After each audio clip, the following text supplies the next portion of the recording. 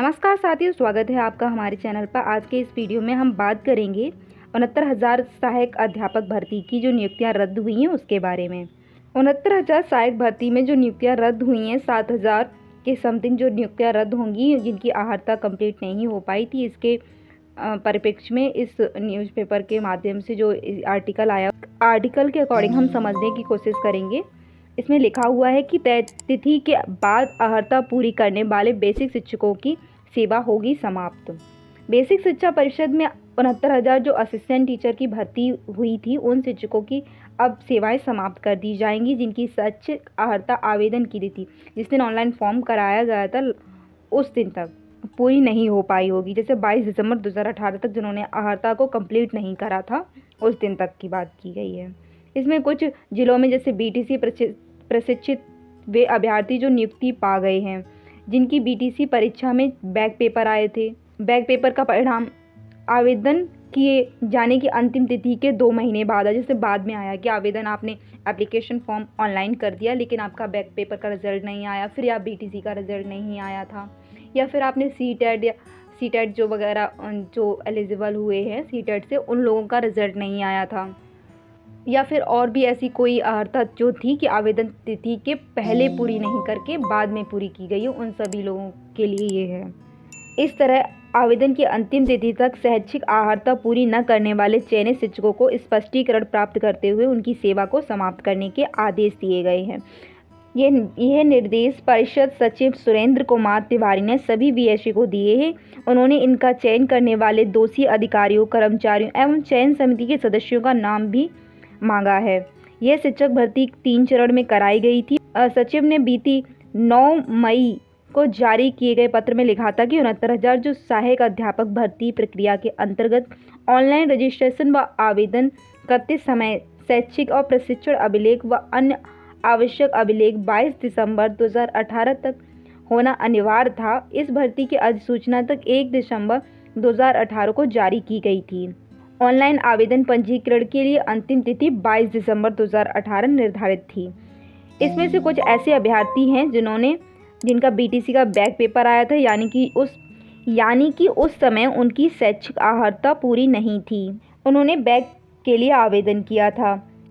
उत्तर प्रदेश परीक्षा नियामक प्राधिकारी ने बैक पेपर परीक्षा कराई, जिसका परिणाम आवेदन करने की अंतिम तिथि के बाद आया था। इस दौरान इस भर्ती प्रक्रिया में अक्टूबर 2020 में 31,227 तथा दिसंबर 2020 में 36,590 पदों के लिए काउंसलिंग चयन की कार्रवाई की गई थी। इसमें से जो रिक्त रह गए थे पदों के सापेक्ष बाद में काउंसलिंग कराई गई। इधर शैक्षिक अर्हता के मामले में हाईकोर्ट में एक आदेश के अनुसार जो अनुपालन आवेदन की अंतिम तिथि तक शैक्षिक अर्हता पूरी न होने वालों को सेवा समाप्त की जाएगी, ऐसा निर्देश परिषद सचिव ने दिया है। इसी के साथ सभी बेसिक शिक्षा अधिकारी को यह भी निर्देश दिए गए हैं कि उक्त चयन के लिए दोषी अधिकारियों, कर्मचारियों, चयन समिति के सभी सदस्यों के नाम तथा चयन के उपरांत जनपद में कार्यरत समस्त बीएसए के कार्यकाल का वर्षवार विवरण भी परिषद कार्यालय में उपलब्ध कराया जाए। प्रताप सिंह बघेल, बेसिक शिक्षा निदेशक, उत्तर प्रदेश का कहना है कि किसी भी जिले से अभी इस तरह का आंकड़ा नहीं आया है। वैसे तो किसी भी फेल अभ्यर्थी ने आवेदन नहीं किया होगा, फिर भी पता करा रहे हैं कि तय तिथि तक अर्हता पूरी न करने के बावजूद क्या किसी को नियुक्ति मिली है, अगर मिली है तो उनकी संख्या कितनी है, तो इसके बारे में भी जानकारी ली जा रही है।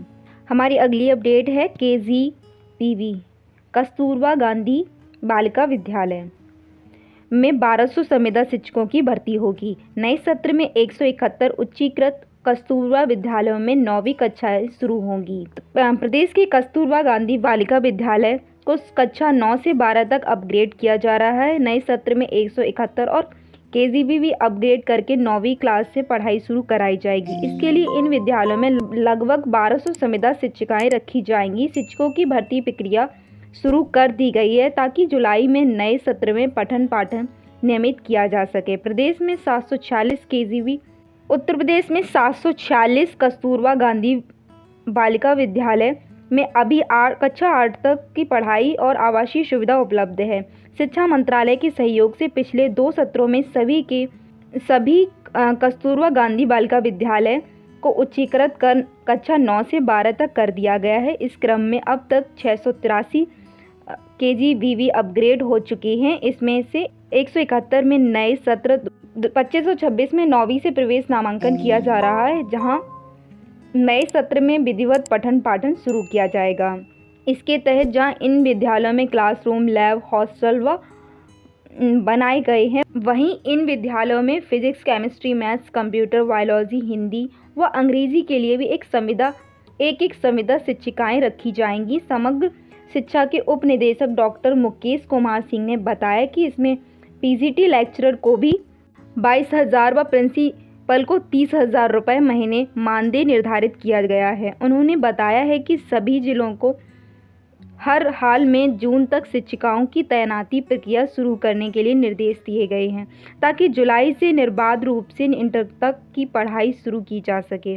प्रत्येक उच्चीकृत कस्तूरबा गांधी में अधिकतम 100 छात्राओं का नामांकन किया जाएगा, जिन्हें पढ़ाई से लेकर आवासीय सुविधाएं दी जाएंगी।